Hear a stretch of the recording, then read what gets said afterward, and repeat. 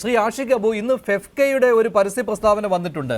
ഇതിപ്പോൾ ഇത്രയും നാൾ എന്തിനാണ് ഇങ്ങനെ ഒളിച്ചിരുന്നത് എന്നുള്ള ചോദ്യം സ്വാഭാവികമായും ഉണ്ടാകും. ഫെഫ്കയൊക്കെ ആദ്യം തന്നെ ഈ ഹേമ കമ്മിറ്റി റിപ്പോർട്ട് പുറത്തു വന്ന ഉടൻ തന്നെ പ്രതികരിക്കേണ്ടതായിരുന്നു. അതുമാത്രമല്ല, ഇത്രയും വെളിപ്പെടുത്തലുകൾ ഉണ്ടായിട്ടും ഒരക്ഷരം പോലും ഫെഫ്ക മിണ്ടിയില്ല. അവിടെ സിബി മലയിലും ബി ഉണ്ണികൃഷ്ണനും അതിൻ്റെ നേതൃത്വത്തിലുള്ളവരാണ്. അതുകൂടാതെ ഫെഫ്കയുടെ ഡയറക്ടേഴ്സ് യൂണിയനിൽ ഒട്ടേറെ പ്രമുഖ സംവിധായകരുണ്ട് ഭാരവാഹിത്വത്തിൽ. അപ്പോൾ ഇത് വൈകി വന്ന വിവേകം എന്ന രീതിയിൽ കണ്ടാൽ മതിയോ, അതോ ഒളിച്ചിരുന്നു കൊണ്ട് ഒരു പ്രസ്താവന ഇറക്കി തടിയൂരുകയാണോ ചെയ്തത്? എനിക്ക് മനസ്സിലാവാത്ത കാര്യം, ഇന്ന് വന്ന പത്രക്കുറിപ്പില് അത് ഫെഫ്കയുടെ ലെറ്റർ ഹെഡിലല്ല, അതിനകത്ത് ആളുടെ പേരില്ല. അങ്ങനെ ഒരു ഊമക്കത്ത് പോലുള്ള ഒളിച്ചിരുന്ന് എന്തിനാണ്, ആരെയാണ് ഭയക്കുന്നതെന്ന് എനിക്ക് മനസ്സിലാവുന്നില്ല. ഇവിടെ ഇത്രയും വലിയ എത്ര ദിവസം ഇങ്ങനെ ഒളിഞ്ഞിരുന്ന് മാധ്യമങ്ങളോട് സംസാരിക്കാതെ, പൊതുജനങ്ങളോട് സംസാരിക്കാതെ ഇരിക്കും? 10ാം ദിവസം ഇതുപോലത്തെ ലെറ്റർ ഹെഡിൽ പോലും അല്ലാത്ത ഒരു കത്താണ് ഇപ്പോൾ പ്രചരിക്കുന്നത്.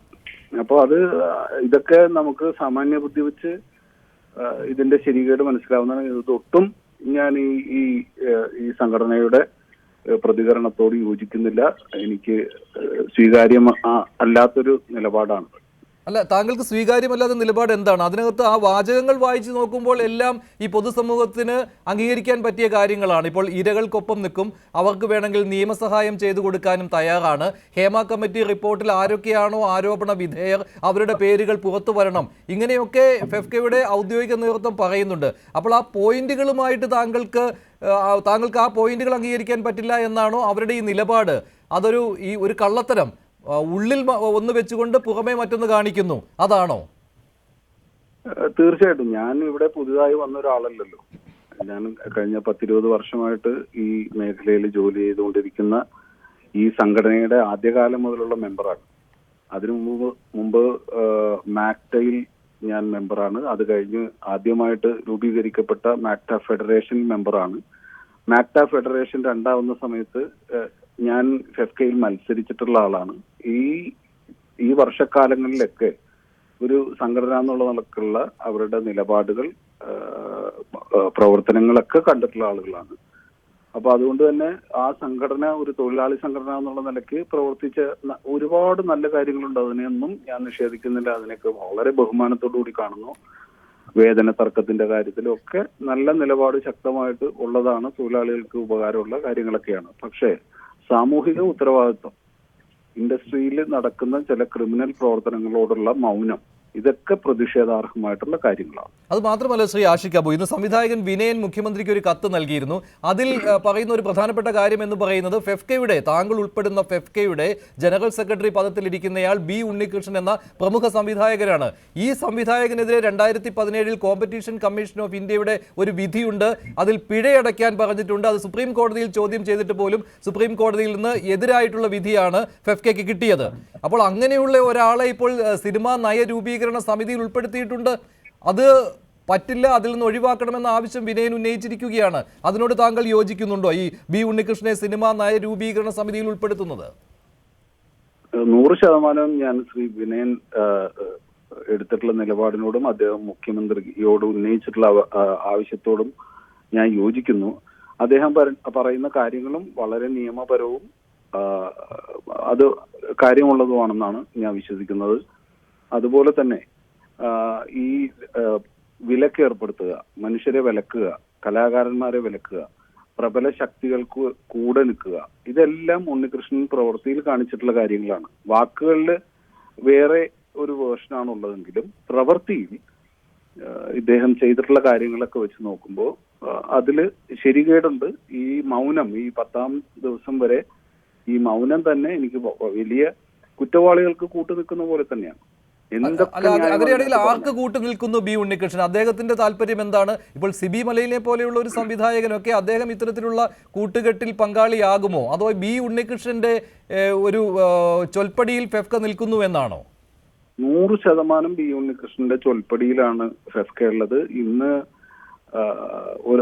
ഒരാള് ഞാൻ എന്തോ കുറച്ച് പണം കൊടുക്കാനുണ്ടെന്നൊക്കെ പറഞ്ഞിട്ടുള്ള വീഡിയോയിൽ പറയുന്നത് കേട്ടു, ദൈവത്തെ പോലെയാണ് അദ്ദേഹം എന്നൊക്കെ. അപ്പോ ഈ പറഞ്ഞതുപോലെ ഈ ദൈവമാക്കി കൊണ്ട് നടക്കുന്ന ആളുകൾ ആ സംഘടനയ്ക്കകത്തുണ്ട്. അതിപ്പോ സിബി മലയിൽ സാറിന്റെ ദൈവമാണോ ബി ഉണ്ണികൃഷ്ണൻ എന്ന് എനിക്കറിയില്ല. പക്ഷെ അവർക്കൊക്കെ സ്വതന്ത്രമായിട്ടുള്ള അഭിപ്രായമുള്ള ആൾക്കാരായിട്ടാണ് തോന്നുന്നത്. ഇനി വരും ദിവസങ്ങളിൽ അവരുടെയൊക്കെ സ്വതന്ത്രമായിട്ടുള്ള അഭിപ്രായം എന്താണെന്നുള്ളത് നമുക്ക് നോക്കാം. അല്ല, അങ്ങനെയാണെങ്കിൽ ശ്രീ ആഷിഖ് അബു, താങ്കൾക്ക് ഫെഫ്കയിൽ നിന്ന് രാജിവെച്ച് പോകാവുന്നതാണല്ലോ. താങ്കൾ ഇപ്പോഴും ഫെഫ്കയുടെ അംഗമാണല്ലോ അല്ലേ? ഞാൻ രാജിവെക്കാൻ ഉദ്ദേശിക്കുന്നില്ല. ഞാൻ ഈ സംഘടനയ്ക്കെതിരല്ല. ഞാൻ ഈ അംഗമായി നിന്നുകൊണ്ട് തന്നെ കാര്യങ്ങൾ പറയാനാണ് ഉദ്ദേശിക്കുന്നത്. പക്ഷെ അത് ഈ നേതൃത്വം കേൾക്കുമെന്ന് താങ്കൾ കരുതുന്നുണ്ടോ? കാരണം ഈ കഴിഞ്ഞ കുറേ വർഷങ്ങളായിട്ട് തന്നെ ഈ ഫെഫ്കയുടെ രൂപീകരണ സമയത്ത് തന്നെ അവിടെ മുതൽ ഇങ്ങോട്ട് തന്നെ ആ ഒരു നേതൃത്വം അവരുടെ അഭിപ്രായ പ്രകടനങ്ങൾക്കാണല്ലോ അവിടെ വില കൂടുന്നത്. മറ്റൊരു സംഘടനയെ തകർത്തുകൊണ്ടാണ് ഈ സംഘടനയുടെ രൂപീകരണം തന്നെ. അതെ, അപ്പോ അത് കേൾക്കണോ വേണ്ടെന്നൊക്കെ ഉള്ളത് അവർക്ക് തീരുമാനിക്കാവുന്ന കാര്യമാണ്. പക്ഷേ പറയുക എന്നുള്ളത് എന്റെ ഉത്തരവാദിത്തമാണെന്ന് ഞാൻ കരുതുന്നു. ശ്രീ ജോസ് തോമസ്, ഇപ്പോൾ ആഷിഖ് അബുവിന്റെ അഭിപ്രായം താങ്കൾ കേട്ടുവല്ലോ. ഈ ഫെഫ്ക ഇന്ന് ഈ ഒളിച്ചിരുന്ന് ഇങ്ങനെ ഒരു പ്രസ്താവന നടത്തിയിട്ട് എന്ത് കാര്യമാണുള്ളത്? പൊതുസമൂഹത്തിന്റെ മുന്നിൽ നിന്ന് പറയണമായിരുന്നു. അതിനെന്തിന് മടിക്കുന്നു? സാങ്കേതിക വിദഗ്ധരുടെ സംഘടനയായ ഫെഫ്ക എന്താണ് അവരെ ഇങ്ങനെ പിന്നോട്ട് നയിക്കുന്നത്? മഞ്ജുഷ്, ഈ പൊതുസമൂഹത്തിന്റെ മുമ്പിൽ പറയുക എന്ന് പറഞ്ഞാൽ നിങ്ങൾ ഉദ്ദേശിക്കുന്നത് എന്താണ്? ഏതെങ്കിലും ജംഗ്ഷനിൽ നിന്ന് മൈക്ക് കെട്ടി പറയാന്നോ, അല്ലെങ്കിൽ ഏതെങ്കിലും സെറ്റിൽ നിന്ന് പറയാന്നുള്ളതാണ്? ഒരു ലെറ്റർ ഹെഡിലെങ്കിലും പറയാമായിരുന്നു, അതുപോലും ഉണ്ടായില്ല. ഈ ലെറ്റർ ഹെഡിൽ പറയുന്നത് ഏതെങ്കിലും പത്രക്കുറിപ്പ് കൊടുത്താണോ? ഞങ്ങൾ 21 സംഘടനകളുടെയും ജനറൽ സെക്രട്ടറിമാർക്ക് കൊടുത്ത ഒരു കുറിപ്പാണത്. അതിലെന്തെങ്കിലും മാറ്റങ്ങൾ വേണമോ എന്ന് അതങ്ങനെ ലീക്കായതാണത്. ആ ജനറൽ സെക്രട്ടറിമാരോട് ഇത്രയും മതിയോ, ഇതിൽ എന്തെങ്കിലും ആഡ് ഓൺ ചെയ്യേണ്ടതുണ്ടോ എന്ന് പറഞ്ഞിട്ട് ബി ഉണ്ണികൃഷ്ണൻ കൊടുത്തൊരു കുറിപ്പാണ്. അത് പത്രങ്ങൾക്ക് കൊടുക്കുമ്പോൾ ലെറ്റർ പാഡ് തന്നെ കൊടുക്കും. അത് എവിടുന്നോ ലീക്ക് ഔട്ടായി അതിന്റെ കുറിപ്പ് കണ്ടിട്ടാണ് ഈ സംസാരിക്കുന്നത്. എനിക്ക് ആഷിഖ് അബുവിനോടൊരു ചോദ്യമുണ്ട്. ആഷിഖ് അബു, നിങ്ങൾ ഡയറക്ടേഴ്സ് യൂണിയനിലെ സജീവ അംഗമാണ്, ഫെഫ്കയിലെ അംഗമാണ്. ഫെഫ്കയുടെ നല്ല കാര്യങ്ങളെ കുറിച്ചൊക്കെ നിങ്ങൾ പറഞ്ഞു. നിങ്ങൾക്ക് ഇങ്ങനെ ഒരു അഭിപ്രായം ഉണ്ടെങ്കിൽ നിങ്ങൾക്ക് അതിന്റെ ജനറൽ സെക്രട്ടറിയെ വിളിച്ച് പറയാം. നിങ്ങൾക്ക് എന്തുകൊണ്ട് പത്രസമ്മേളനം നടത്തി ഇത് പറഞ്ഞുകൂടാ എന്ന് ചോദിക്കാതിരുന്നത് എന്തുകൊണ്ടാണ് ആഷിഖ് അബു? ആഷിഖ് അബു സജീവ അംഗമല്ലേ? എനിക്ക് മറുപടി പറയാം. ആഷിഖ് പറഞ്ഞോളൂ. ജോസ് തോമസ് ആണ് ആ ചോദ്യം ഉന്നയിച്ചത്.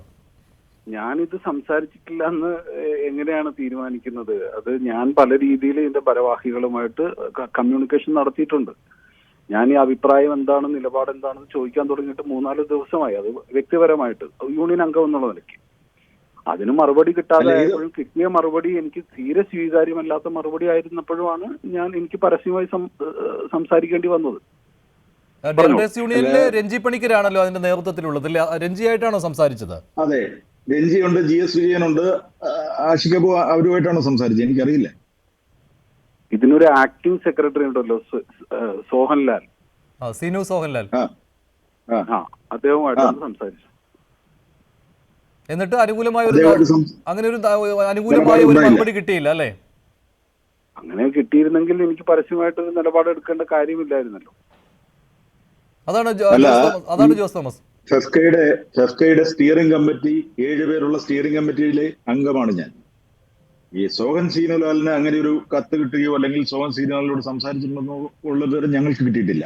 ഒന്നാമത്തെ കാര്യം. 2, ഇവിടെ ഫെഫ്ക എന്തിനാണ് ഒളിച്ചിരിക്കേണ്ടത്? എന്ത് കാര്യത്തിനാണ് ഒളിച്ചിരിക്കേണ്ടത്? ആരാണ്? ഫെഫ്കയുടെ അംഗങ്ങൾ എന്തെങ്കിലും കുറ്റകൃത്യത്തിൽ ഏർപ്പെട്ടിട്ടുണ്ടെങ്കിൽ അവർ കുറ്റാരോപിതരാകുമ്പോൾ ഞങ്ങൾ നടപടിയെടുക്കുമെന്നല്ല. ശരിക്കും പറഞ്ഞാൽ അതിന് FIR ഇട്ട് അവർക്കെതിരെ ചാർജ് ഷീറ്റ് വരുമ്പോൾ ഞങ്ങൾ മാറ്റി നിർത്തും. അവർ കുറ്റക്കാരാണെന്ന് പറഞ്ഞാൽ അവരെ പുറത്താക്കും. അതാണ് ഫെഫ്കയുടെ നിലപാട്. അത് ആഷിഖ് അബുവിനും അറിയാവുന്നതാണ്. പിന്നെ ഇങ്ങനെ നിലപാടാണത് ബഹുമാനത്തോടെ അതിനോട് വിയോജിക്കും. അത് ഫെഫ്കയുടെ നിലപാടായിരിക്കും. എനിക്കത് അംഗീകരിക്കാൻ പറ്റിയിട്ടില്ല ഇതുവരെ. എന്ത് ക്രിമിനൽ കുറ്റം ചെയ്ത ആളെ പുറത്താക്കുന്നു? അറസ്റ്റ് ചെയ്താൽ മാത്രമേ നിങ്ങൾ നടപടിയെടുക്കുള്ളൂ എന്ന് പറയുന്ന കാര്യത്തോട് എനിക്ക് വിയോജിപ്പുണ്ട്. അല്ല, ഒരു ആരോപണം ഉണ്ടായാൽ തന്നെ നടപടി എടുക്കണമെന്നാണോ താങ്കൾ അഭിപ്രായപ്പെടുന്നത്? എങ്ങനെയാണോ സാധാരണ നാട്ടു നടപ്പ് അതുപോലെ ചെയ്യണ്ടേ? അല്ല, അങ്ങനെ ഉണ്ടെങ്കിൽ ഇപ്പൊ ആരോപണം ഉണ്ടായി മുകേഷ് രാജിവെക്കണ്ടേ ആഷിഖ് അബു? നമുക്ക് കാണാം മുകേഷ് രാജിവെക്കോ ഇല്ലെന്ന്. അല്ല, അങ്ങനെ ഒരു ആരോപണം ഉണ്ടാകുമ്പോൾ ഉടനെ ആരോപണം ആർക്കെതിരെ ഉന്നയിക്കാം. ഇപ്പോ അതുകൊണ്ട് അത് നമ്മൾ ഇവിടെ ചർച്ച ചെയ്യേണ്ട കാര്യമല്ലോ. എന്റെ വിയോജിപ്പ് രേഖപ്പെടുത്തിയെന്ന് മാത്രം. അല്ല, താങ്കൾക്ക് വിയോജിക്കാം. പക്ഷേ താങ്കൾ ഇങ്ങനെ പരസ്യമായി ബി ഉണ്ണികൃഷ്ണൻ എന്തോ മാഫിയ തലവനെ ആണെന്ന് പോലെ സംസാരിക്കുന്നത് അത് ഞങ്ങൾക്ക് ദൈവമാണെന്നല്ല. അങ്ങനെ ഒരു പച്ച മനുഷ്യനാണ്. അദ്ദേഹം നേതൃത്വത്തിലിരിക്കുമ്പോൾ ഞങ്ങൾക്ക് അനഭിമതനായിട്ട് തോന്നുന്നില്ല. കാരണം കൃത്യമായ നടപടികളും കൃത്യമായ ജനാധിപത്യ രീതിയും ഫെഫ്കയിൽ ഉണ്ട് എന്ന് അവിടെ 8000-ലധികം വരുന്ന അതിലെ അംഗങ്ങൾക്കറിയാം. അതുകൊണ്ട് തന്നെയാണ് അവിടെ യാതൊരു വിയോജിപ്പുമില്ല, എല്ലാവരും ഒറ്റക്കെട്ടായിട്ടാണ്. ഇതുപോലുള്ള വിയോജിപ്പുകളുടെ സ്വരങ്ങൾ വരുമ്പോൾ അത് ചാനലിൽ പറയുന്നതിന് മുമ്പ് അതിന്റെ അധികൃതരോ അല്ലെങ്കിൽ അതിന്റെ നേതൃത്വത്തിലിരിക്കുന്നവരോട് സംസാരിക്കാൻ കഴിഞ്ഞാൽ അതാണ് മര്യാദയുള്ള സംഘടന എന്ന് വിശ്വസിക്കുന്നു. ആഷിഖ് അബു, ഇതാണ് ജോസ് തോമസ്. അദ്ദേഹം ഫെഫ്കയുടെ ഔദ്യോഗിക നേതൃത്വത്തിനൊപ്പം തന്നെയാണ് നിൽക്കുന്നത്. ഈ മുകേഷിന്റെ കാര്യത്തിൽ താങ്കൾക്കും ഒരു നിലപാടുണ്ടല്ലോ. താങ്കൾ നേരത്തെ നിലപാട് പറഞ്ഞതാണ് മുകേഷ് ഈ സിനിമാ നയരൂപീകരണ സമിതിയിൽ ഉണ്ടാകരുത്, അതുപോലെ തന്നെ MLA സ്ഥാനം രാജിവെക്കണം എന്നുള്ള നിലപാട് കൂടി ആഷിഖ് താങ്കൾക്കില്ലേ? ഉണ്ട്, തീർച്ചയായിട്ടും. കഴിഞ്ഞ ദിവസം ഞാൻ അത് പറയുകയും ചെയ്തു. അപ്പോൾ ഇപ്പോൾ കണ്ടുവന്ന ഒരു കാര്യം എന്ന് പറയുന്നത് ഇത്രമാത്രം വെളിപ്പെടുത്തലുകൾ വരുന്നതും ഹേമ കമ്മിറ്റി റിപ്പോർട്ടിന്മേലുള്ള ചർച്ചകൾ സജീവമാവുന്നതും സിനിമയിലെ തന്നെ പ്രബല സംഘടനകൾ, അതായത് അമ്മയും ഫെഫ്കയും, ഇവരിൽ വലിയൊരു ഭിന്നത ഉണ്ടാക്കിയിരിക്കുകയാണ്. അപ്പോൾ ഇത് ഒരു വശത്ത് ഇരകൾക്കൊപ്പം നിൽക്കുന്നവർ, മറുവശത്ത് വേട്ടക്കാരെ സംരക്ഷിക്കുന്നവർ, ഈ ഒരു ഫീലിംഗ് ഉണ്ടാക്കിയിരിക്കുകയാണല്ലോ മലയാള സിനിമാ ലോകത്ത്. അതാണ് മനസ്സിലാവുന്നല്ലോ. അല്ലെങ്കിൽ ഇപ്പോ ഇതിനകത്തൊക്കെ ഇടപെട്ട് സംസാരിക്കാൻ ഉത്തരവാദിത്തമുള്ള ഒരു സംഘടന 10 ദിവസമായിട്ട് മിണ്ടാതിരിക്കുന്ന സമയത്ത് സ്വാഭാവികമായിട്ടും ഉണ്ടാകുന്ന സംശയങ്ങളാണ്. അപ്പൊ അത് ക്ലിയർ ചെയ്യാവുന്നേ ഉള്ളൂ. എന്താണ് സ്വന്തം നിലപാട് എന്ന് മനസ്സിലാവും. അതിനോട് യോജിക്കുന്നവരും ഉണ്ടായിക്കോട്ടെ. സംഘടന നിലപാട് വ്യക്തമാക്കിയാൽ മതി. അല്ല, സംഘടന നിലപാട് ഈ ഫെഫ്ക നിലപാട് വ്യക്തമാക്കി, അതിൽ ഇനി ഒരു മാറ്റം അവർ വരുത്തുമെന്ന് തോന്നുന്നില്ല. ഇതാണ് അവരുടെ നിലപാട്. അത് മതി. അതായത് പരസ്യമായ പ്രതികരണത്തിന് അവർ തയ്യാറാവുകയില്ല. അത് എന്തുകൊണ്ടാണ് ജോസ് തോമസ് പരസ്യമായിട്ട് പറയുവാൻ നിങ്ങൾ മടിക്കുന്നത്? പൊതുസമൂഹം നിങ്ങളോട് ചോദ്യങ്ങൾ ചോദിക്കുന്നതുകൊണ്ടല്ലേ? ഒരു പത്രക്കുറിപ്പ് കൊടുക്കുമ്പോൾ മഞ്ജുഷ്, അത് പരസ്യമല്ലേ? അല്ല, അത് അങ്ങനെയല്ലല്ലോ. അല്ല, ചോദ്യങ്ങൾ നേരിടാമല്ലോ. ബി ഉണ്ണികൃഷ്ണൻ എന്താണ് മടി? മീഡിയയുടെ മുന്നിൽ വന്ന് ചോദ്യങ്ങൾ നേരിടാൻ ബി ഉണ്ണികൃഷ്ണൻ എന്തിനാണ് മടിക്കുന്നത്? അല്ല, മീഡിയ എന്ത് ചോദ്യങ്ങളാണ് ഈ കാര്യത്തിൽ? ഫെഫ്ക എന്ന് പറയുന്ന സംഘടനയുടെ യൂണിയന്റെ നിലപാട് കൃത്യമായി അവതരിപ്പിച്ചിട്ടുണ്ട്. അത് പത്രക്കുറിപ്പിലൂടെ അത് പുറത്തു പറഞ്ഞിരിക്കുന്നു. അതിൽ എന്താണ് പറഞ്ഞിരിക്കുന്നത്? തെറ്റ് ചെയ്തവർ ശിക്ഷിക്കപ്പെടണം, അവരെ നിയമത്തിന് മുമ്പിൽ കൊണ്ടുവരണം, ഹേമ കമ്മിറ്റിയിൽ ഒളിച്ചു വെച്ചിരിക്കുന്ന പേരുകൾ പുറത്തു കൊണ്ടുവരണം. അത് ആരാണ് പറഞ്ഞു ഒളിച്ചു വെച്ചിട്ടുണ്ടെന്ന് പേര്? അത് എന്താണ് ആ പോയിന്റ് കൊണ്ട് ഉദ്ദേശിക്കുന്നത്? ഈ പേര് പുറത്തു വന്നിട്ട് എന്താണ് അതുകൊണ്ട് ഉദ്ദേശിക്കുന്നത്? അല്ല, ഞാൻ പറയുന്ന ഇരകളുടെ പേരല്ല. അല്ല, ആരുടെ പേരാണോ ഇവിടുത്തെ പ്രശ്നം? ഈ പേര് പുറത്തു വരിക എന്ന് പറയുന്നത് ആളാരാണെന്ന് അറിയണ്ടേ? ഓ, അത് ശരി. അതൊരു പുകമുറിക്കുള്ള വെക്കേണ്ട കാര്യം അറിയണ്ടേ? ആളുകൾ ആരാണെന്ന് അറിയണ്ടേ? അതുകൊണ്ടാണ്. അല്ല, അത് എനിക്ക് മനസ്സിലായില്ല, അതുകൊണ്ട് ചോദിച്ചതാ. അല്ല, കുറെ ആളുകളുടെ കാര്യങ്ങൾ ഇപ്പോൾ തന്നെ പുറത്തു വന്നിട്ടുണ്ടല്ലോ. ഇപ്പോൾ ഈ ഇരകൾ തന്നെ പരസ്യമായിട്ട് പറയുന്നുണ്ട് ജോസ് തോമസ്. അങ്ങനെയുള്ള കാര്യത്തിൽ പോലും ഈ കഴിഞ്ഞ ദിവസങ്ങളിൽ നിങ്ങൾ മൗനത്തിലായിരുന്നു. മഞ്ജുഷ്, ഈ ഇരകൾ എന്ന് പറയുന്നവർ ഹേമ കമ്മിറ്റിക്ക് റിപ്പോർട്ട് കൊടുത്തവരാണോ? അല്ലെന്ന് അവർ തന്നെ ചാനലിൽ വന്നിരുന്നു പറയുന്നു. അല്ല, എല്ലാവരും കൊടുത്തവരല്ല, കൊടുത്തവരുമുണ്ട്, കൊടുക്കാത്തവരുമുണ്ട്. അക്കൂട്ടത്തിൽ ഈ ഹേമ കമ്മിറ്റിക്ക് റിപ്പോർട്ട്, ഈ പരാതി കൊടുത്തവർ മാത്രമേ, മൊഴികൾ കൊടുത്തവർ മാത്രമേ പുറത്തു വന്ന് പറയാൻ പറ്റുകയുള്ളൂ എന്ന് അങ്ങനെയൊന്നുമില്ലല്ലോ. അല്ല, അങ്ങനെയില്ല. ഒരുപറ്റം ആളുകൾ വന്ന് മറ്റൊരു പറ്റത്തിനെതിരെ പരാതി കൊടുത്തിരിക്കുന്നു. ഈ പരാതി ആർക്ക്? ഞാനതാണ് നേരത്തെ പറഞ്ഞത്, ആർക്കെതിരെയും പരാതി കൊടുക്കാം, ഉന്നയിക്കാം. പക്ഷേ അതൊരു കേസായി മാറണം. വെറുതെ ചാനലിൽ വന്നിരുന്ന് പറഞ്ഞാൽ പോരല്ലോ. അല്ല, അതൊക്കെ പരാതിയായിട്ട് കൊടുത്തിട്ടുണ്ട്. സോണിയ അതിനുള്ള മറുപടി, ശിവാനി കൂടി ചേരുന്നുണ്ട്. സോണിയ അതിനുള്ള മറുപടി. ഇപ്പോൾ രണ്ട് സംഘടനകൾക്കുള്ളിൽ തമ്മിലടി നടക്കുകയാണ്, രണ്ട് പ്രബല സംഘടനകൾക്കുള്ളിൽ. ആരോപണം ഒരു സംഘടനയിലും അടിയൊന്നുമില്ല. മനസ്സിലായി. നാണക്കേടാണ് ഇപ്പൊ ഈ പറഞ്ഞ പോലെ.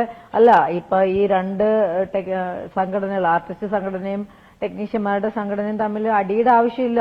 ഇത്തരമൊരു അലിഗേഷൻ വരുമ്പോൾ അത് കൃത്യമായിട്ട് മീഡിയ അഡ്രസ് ചെയ്തുകൊണ്ട് നട്ടലോടെ വന്നിട്ട് പറയണം. അല്ലെങ്കിൽ അലിഗേഷൻ ആരൊക്കെ ഉന്നയിച്ചോ അവരെ മാറ്റി നിർത്തണം. രാജി എന്ന് പറയുന്നത് ഇത് ഒരു വീട്ടിനകത്തൊരു പ്രശ്നം വന്നാൽ വീട് മൊത്തത്തിൽ കത്തിച്ചിട്ട് പോവാണോ ചെയ്യുന്നത്? അല്ലല്ലോ.